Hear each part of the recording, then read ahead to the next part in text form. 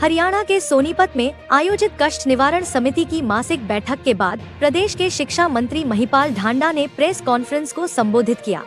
उन्होंने कहा कि प्रदेश सरकार की सर्वोच्च प्राथमिकता लोगों की समस्याओं का समयबद्ध समाधान करना है।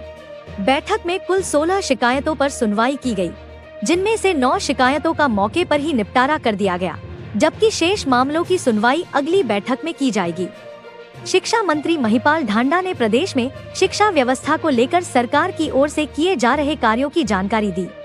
उन्होंने बताया कि हरियाणा में जर्जर हो चुके स्कूल भवनों के स्थान पर अब तक करीब 12,000 नए कमरों का निर्माण कराया जा चुका है। इसके अलावा 1,500 नए स्कूल भवनों के निर्माण का कार्य भी तेजी से चल रहा है, जिसमें लगभग 80% काम पूरा हो चुका है। उन्होंने कहा कि सभी जिलों से दोबारा रिपोर्ट मंगवाई जा रही है और जहां भी स्कूल भवन जर्जर पाए जाएंगे, वहां भी निर्माण कार्य जल्द शुरू कराया जाएगा। बैठक के दौरान 12वें नंबर की शिकायत पर सुनवाई करते हुए शिक्षा मंत्री ने पूर्व विधायक सुरेंद्र पवार से जुड़े खरीद मामले की जांच के आदेश दिए। उन्होंने प्रशासन को इस मामले में कमेटी गठित कर विस्तृत जांच करने तथा आगामी कष्ट निवारण समिति की बैठक में सभी तथ्यों सहित रिपोर्ट प्रस्तुत करने के निर्देश दिए। मंत्री ने कहा कि सरकार प्रत्येक शिकायत की निष्पक्ष जांच और पारदर्शी कार्रवाई के लिए प्रतिबद्ध है। प्रेस कॉन्फ्रेंस के दौरान शिक्षा मंत्री ने बताया कि कष्ट निवारण समिति की बैठक में मस्जिदों में तेज आवाज में लाउडस्पीकर बजाए जाने की शिकायत भी सामने आई। उन्होंने कहा कि सुबह के समय तेज ध्वनि के कारण पढ़ाई करने वाले बच्चों को परेशानी होती है।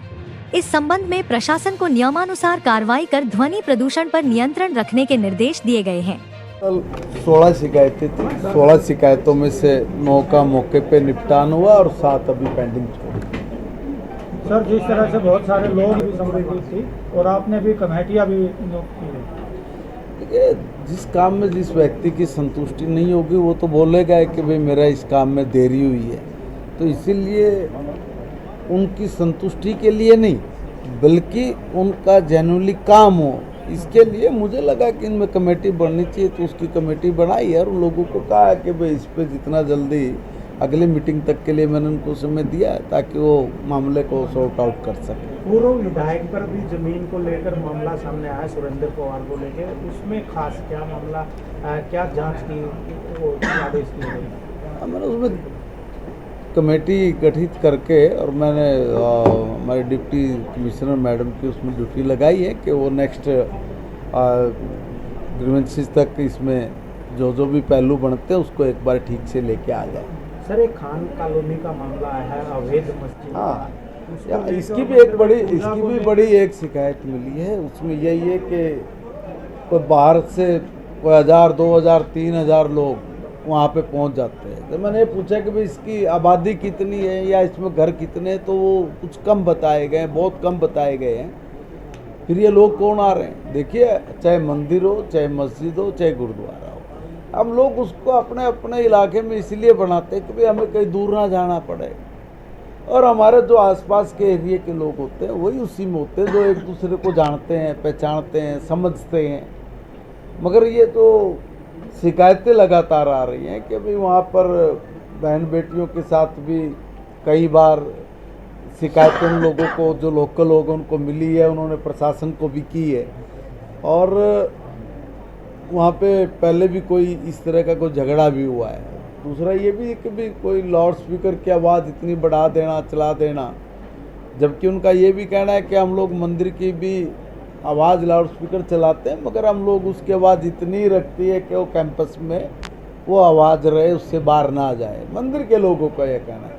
तो मैंने यही कहा है कि मस्जिद की भी जो आवाज़ है, उनका जो अल्पसंख्यक समाज के जो लोग हैं उनका जो पूजा स्थल है वो अपनी पूजा करें, मगर कोई आप लोगों की वजह से कोई किसी को व्यवधान ना हो, वो भी इस चीज़ को ध्यान में रखें। दूसरा ये कि भी बाहर से लोग जो बताए जा रहे हैं कि बड़ी दूर से लोग आ जाते हैं, मैंने उसमें भी सख्ती से कहा कि ये बिल्कुल नहीं चल सकता अब किसी भी सूरत में। जो लोग जहाँ के हैं, क्या उनको उत्तर प्रदेश से बता रहे हैं कि लोग यहाँ तक आते हैं, तो उत्तर प्रदेश से लेके यहाँ तक कोई पूजा स्थल नहीं है और यहीं पर क्या कोई विशेष फोकस करके आना।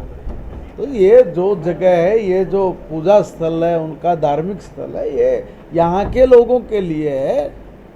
अगर किसी ने कोई बड़े स्थान पे, बड़ी जगह पे जाना, तो और भी बहुत सारे स्थान, मगर जहाँ पर लोकलिटी परेशान होती है तो उसको भी ध्यान में रखना चाहिए समाज के लोगों को, अल्पसंख्यक समाज के लोगों को। मंत्री